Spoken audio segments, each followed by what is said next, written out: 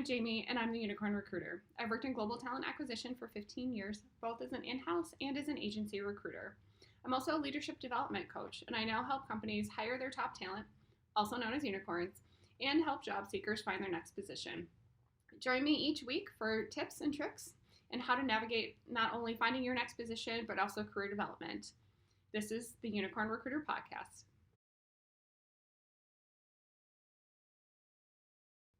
Hi, everyone. Welcome to the Unicorn Recruiter Podcast.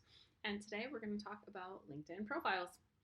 So, as a recruiter, I have a love-hate relationship with LinkedIn. I think it offers a lot of really great networking.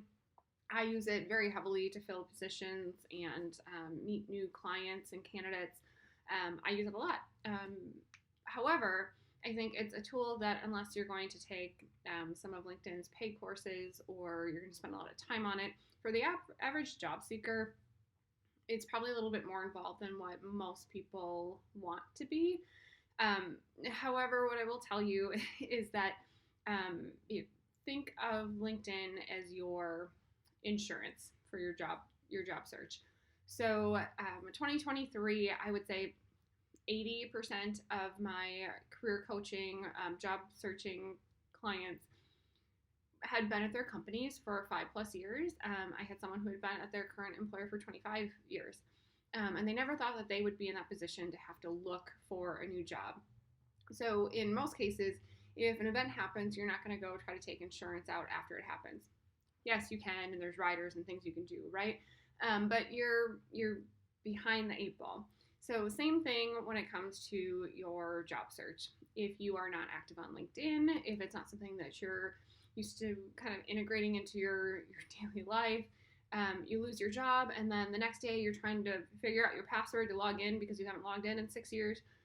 You're kind of behind the game there. And then, a lot of the struggles that I saw for candidates or my clients this past year were they were overwhelmed by the amount of information on LinkedIn, good, bad, ugly, and they also didn't quite know how to use it. So I'm going to break down a couple of things that I think you should do that will kind of help you in the event that you are looking. So first and foremost, know your password. But second of all, log in at least once a week, if not once a week, a couple times a month. As recruiters, when we're going out to search, you are ranked based on, candidates are ranked based on how they use the platform. So if you are not active, you haven't logged in a while, you're not liking, sharing, commenting, you're not participating in discussions, you're going to show up as less likely to respond. You will show up much more likely to respond if you are active and you are a daily user.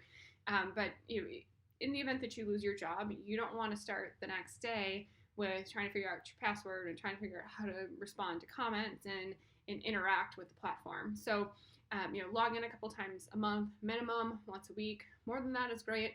And stay active and network on the platform. So use it the way that it's intended.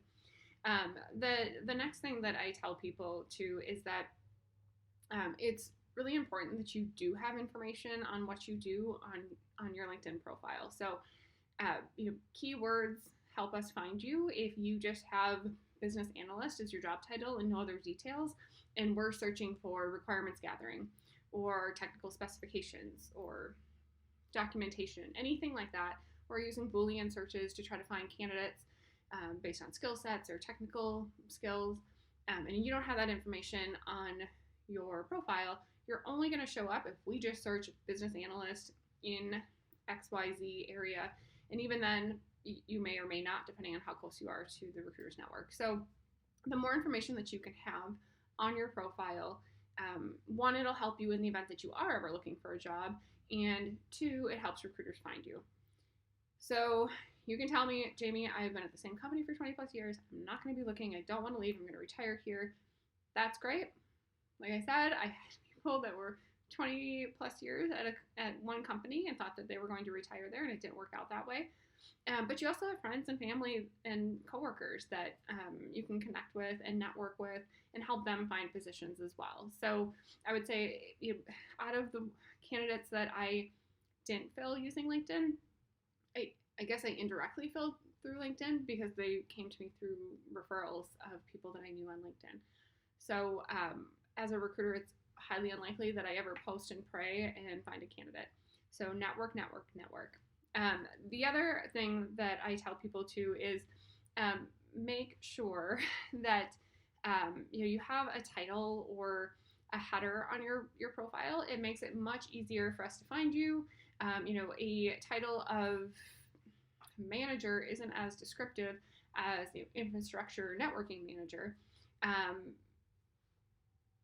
We might find you if you just have manager, but if you put your full title in there, put some of the attributes of your skill set in there in your headline, it will definitely help us find you as we're skimming through profiles and pull you up in search results. So a lot of recruiters will reach out to candidates that have details on their resume or on their profile that are, the system tells us you're more likely to respond because you're active on the platform. When we go through and look at the best use of our in-mails, we're going to go to those candidates that are more likely to respond to us and that are active than candidates that have 50 connections, no details, no profile picture.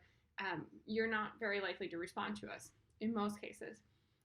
A recruiter will tell you, even with everything going for us and a fully fledged profile, response rates are still pretty good. If we're at 10% on that first message, the percentages go up much higher as we send more messages and professionally chase you a little bit. But being active on the platform, networking, using it as it's intended is very likely to get you results in your job search. The other thing too is there is a skills section. You can input your technical skills there. That also helps. So the more you can get details about you, yourself, your brand, the more likely recruiters are going to reach out to you, more likely other companies will reach out to you. Your network, you'll find people that you didn't know that you knew. So it's a really good way to stay connected and build your brand and kind of create your insurance policy in the event that you're ever looking. So any questions, feel free to reach out to me, info@unicornrecruitmentandcareerservices.com or any of my social media platforms. And we'll see you next week.